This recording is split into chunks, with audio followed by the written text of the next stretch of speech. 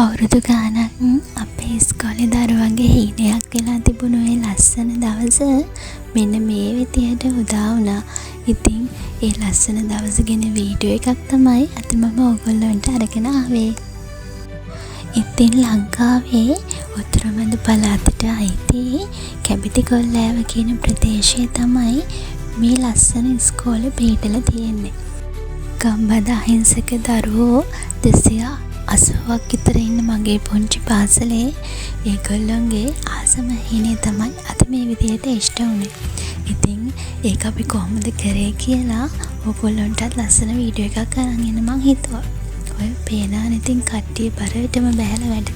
ඔය තියෙන්නේ අපේ ළමයි වෙනුවෙන් අපි නිවාසාන්තර ක්‍රීඩාවලට වැඩ කරපු විදිය. ඔය කලයක් අතේ තියන් ඉන්නේ මං තමයි.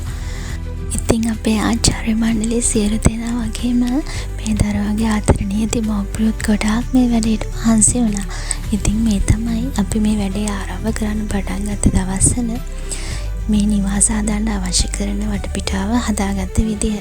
ඔන්න ඉතින් අපි වැඩ කරන අතරේ අපේ පුංචි දරුවෝ ටික ඔය මාර්ච් එක පුරුදු වෙන ගමනයි ඉන්නේ. ඉතින් මාර්ච් එකට බෑන්ඩ් එකට ඊළඟට නර්තන කණ්ඩායම් වලට ක්‍රීඩා වලට මේ හැම දෙයකම අපිට හිටියේ ළමයි 200 ගානක වගේ සුළු ප්‍රමාණයක්. නමුත් සුළු ප්‍රමාණයක් වුණාට අපේ පුංචි දරුවෝ වගේම අපි හැමෝටම පුළුවන් වුණා ඇවිල්ලා හිටපු ආරාධිත අමුත්තන් පුදුම වෙන විදිහේ ලස්සන උත්සවයක් සංවිධානය කරන්න. ඇත්තටම මේ කම්බද ඉස්කෝලවල කොච්චර දක්ෂ දරුවෝ හැංගිලා ඉන්නවද කියලා අපිට මේ අවස්ථාවේ තමයි තේරුනේ. ඇත්තටම පන්ති කාමරයට කොටු වෙලා ඉන්නකොට අපිට සමහර විට ඒගොල්ලෝගේ සැබෑ දක්ෂතා නොපෙනෙන්න පුළුවන්. ඉතින් ඒ වගේ ගොඩාක් සැබෑ දක්ෂයින් අපට මේ නිවාසාන්තර ක්‍රීඩා උළෙලෙන් පස්සේ අඳුරගන්න පුළුවන් වුණා. අපේ දරුවෝ ඇත්තටම දක්ෂයි. අපි ඒගොල්ලන්ගේ දක්ෂතා අඳුනගන්න ඒගොල්ලන්ට අවස්ථාව හදලා දෙන්නයි ඕනේ. ඉතින් අපි හැමෝම එකතු වෙලා ඒගොල්ලන්ට ඒ අවස්ථාව හදලා දුන්නා. ඔන්න ඉතින් අපේ කට්ටිය නිවාසවල බාරටම වැඩ. ඒ කාලේ අපි ඉස්කෝලේ ගිය කාලේ හවුස් මීට් කියලා කියද්දී මේ වගේ අත්දැකීම් නෙවෙයි අපිට ලැබුණේ. ඒ කියන්නේ ඒ කාලේදී අපි දරුවෝ විදිහට නේකට මුණ දුන්නේ. ඒත් අද වෙනකොට ඒක ගොඩක් වෙනස් වෙලා. අද මම ගුරුවරියක් විදිහට මගේ දරුවොත් එක්ක ඒ අවස්ථාවට මුණ දෙන පළවෙනි අවස්ථාව. මොකද මම ඇවිල්ලත් අවුරුදු 8ක් විතර කිට්ටු වෙන්න වෙනවා. තාම මේ වගේ ලස්සන නිවාසාන්තර උත්සවයක් මගේ ඉස්කෝලේ සංවිධානය වෙලා තිබුණේ නැහැ. ඉතින් අපි හැමෝගෙම ෆස්ට් ටයිම් එක තමයි මේ අවස්ථාව. ඉතින් අපි හැමෝම මහන්සි වෙලා මේ වැඩේ ලස්සන කරන්නයි මේ හදන්නේ. ඔන්න ඉතින් අපේ හවුස් එකට අවශ්‍ය කරන පොකුණක් කපන ගමනුයි මම ඉන්නේ. පේනවනේ ඉතින් ඕන දෙයකට ඔට්ටුයි කියලා. ඉතින් පොකුණ ඔය විදිහට කපලා ඉවර වෙලා ඊළඟට තව වැඩ ගොඩාරියක් තිබුණ අපිට කරන්න. ඉතින් ඒ හැම වැඩක්ම අපි හරි ආසාවෙන් කළා. අපි කියලා කිව්වේ දරුවෝ දෙමව්පියෝ ඒ වගේම අපේ පවුල්වල උදවියත් අපිට මේ වැඩේට ගොඩාක් සහයෝගය දුන්නා. අපිට ඉතින් මේ හවුස් එකේ වැඩවලට අවශ්‍ය කරන වතුර ගේන්න නම් ටිකක් දුර යන්න සිද්ධ වුණා. ඉතින් අපි මේ කලගෙඩි අරගෙන ගිහිල්ලා ටින් වලින් වතුර පුරවගෙන ඇවිල්ලා තමයි මේ විදිහට බැරල් එක පුරවලා හවුස් එකේ වැඩවලට අවශ්‍ය කරන ජලනල පහසුකම ලබා ගත්තේ. ඔන්න ඉතින් මම මේ වැඩේත් දරුවොත් එක්ක එකතු වෙලා හරි ලස්සනට කරා. ඇත්තටම දරුවොත් එක්ක එකතුලා වැඩ කරනකොට මහන්සියක් කියලා දෙයක් දැනෙන්නේවත් නැහැ. ගෙදර ගියාම නම් ගොඩක් මහන්සි. ඒ දරුවොත් එක්ක ඉන්න හැම වෙලාවෙම ගොඩාක් සතුටිනුයි කාලේ ගත කරේ. ඔන්න ඉතින් වතුර අදින වැඩේ ඉවර වුණාට පස්සේ අපිට තිබුණේ හවුස් එක හදලා ඉවර වෙලා ඒකේ තව තියෙන පුංචි වැඩ ටිකක් කරන්න. ඉතින් මමත් කතුරක් අරන් ඒ වැඩේට පොඩි සපෝට් ටිකක් දුන්නා. ඔය අතරේ අම්මලා එකතු වෙලා බිම මැටි ගාන ගමනුයි ඉන්නේ. අපේ හවුස් එකේ නම හංස නිවාසය. ඉතින් හංස නිවාසය වුණාට අපි හදන්නේ නම් හංසෙක් නෙවෙයි. අපි හදන්නේ ගැමි ගෙදරක්. ඉතින් ගැමි ගෙදරට අවශ්‍ය කරන කලමනා ඔක්කොම අපි එකතු වෙලා ලෑස්ති කරන ගමන ඉන්නේ. ඔන්න ඉතින් පොකුනේ ඉතුරු වැඩ ටික කරන්න අපිට ගොඩාක් කට්ටිය සපෝට් එකට ආවා. ඉතින් හැමෝම එකතු වෙලා කොටසක් පොකුණ හදනවා, කොටසක් දඬුවැට හදනවා, තව කොටසක් ගේ ඇතුලේ මැටි ගහනවා. ඉතින් ওই විදිහට සමගිය බලය වෙයි කියලා හරියට කූඹි රෑනක් එකතු වෙලා වැඩ කරනවා වගේ අපි හැමෝම එකතු වෙලා ඒ වැඩ ටික හරි ලස්සනට කරා. ඇත්තටම මේ වගේ වැඩවලින් අපිට අවසානට ඉතුරු වෙන්නේ ලස්සන මතකයන් ගොඩක්. කොහොම හරි වැඩ ටික අවසන් වෙයිගෙනයි මේ වෙත් තියෙන්නේ. දැන් ඉතින් අද අවසාන දවස නිසා අපි හැමෝටම ලොකු බඩගින්නක් ආවා. අපි හිතුවා හවුස් එකේ වැඩ කරන ගමන් එතනම කෑම ටිකක් හදාගන්න. ඉතින් වැඩ කරන අයට පොල් සම්බෝලයක් හදන ගමනුයි ඔය ඉන්නේ. ඒ අතරේදී මේ වෙනකොට පතක් ලිපේ පේනවනේ. පත ලිපේ තියලා අම්ම කෙනෙක් එතෙන්ට වෙලා බලන් ඉන්නවා. ඉතින් කොච්චි සම්බෝලයි පතුයි කන්න මමත් හරි ආසාවෙන් තමයි ඒ වෙලාවෙ නම් හිටියේ. ඔන්න ඉතින් මම අපේ හවුස් එක ඔයගොල්ලන්ට ටිකක් පෙන්නන්න. ඔය තියෙන්නේ වීබිස්ස.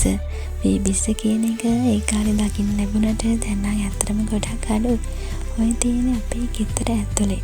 ඇතුළු කාමරයක්. ඔන්න පැදුරක් තියෙනවා, රෙදි වෙලක් තියෙනවා.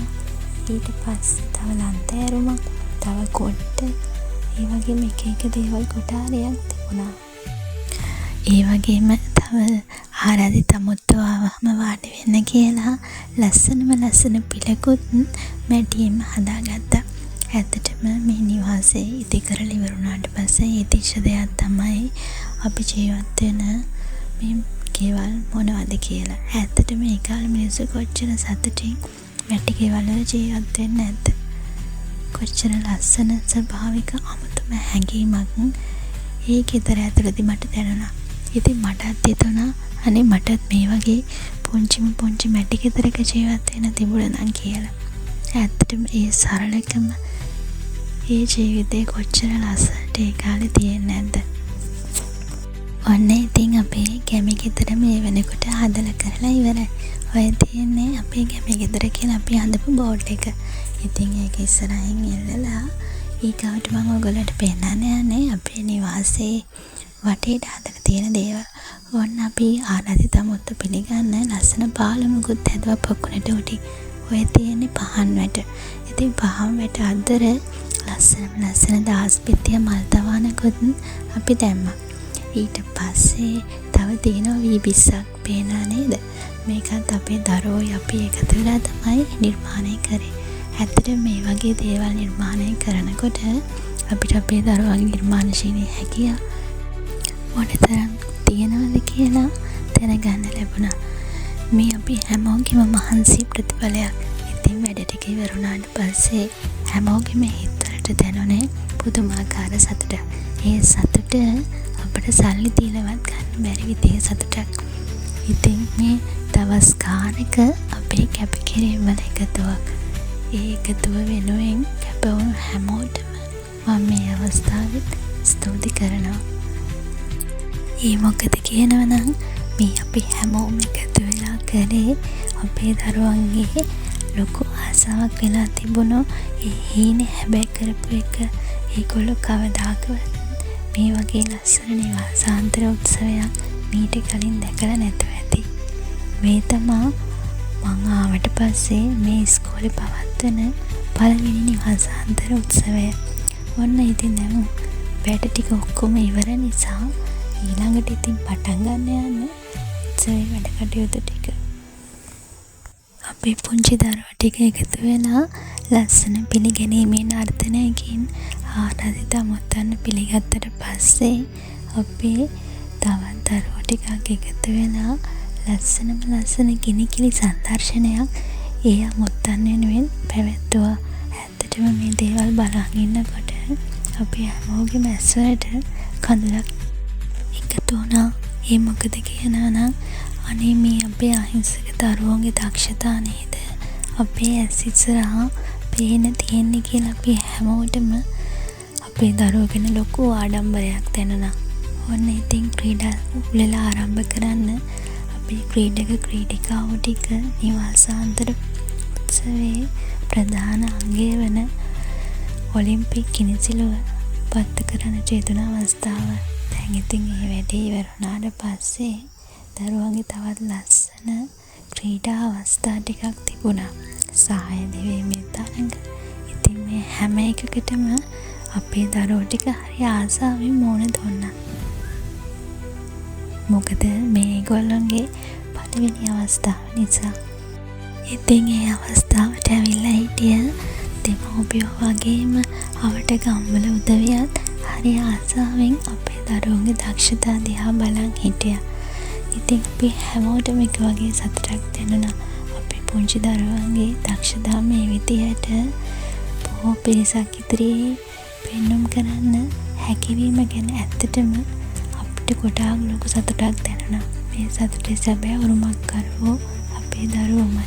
ඉතින් මේ අවස්ථාව අපිට හදලා දුන්න අපේ පාසලේ ගරු විදුහල්පතිතුමියත් මේ අවස්ථාව මතක් කරන්න ඕනේ.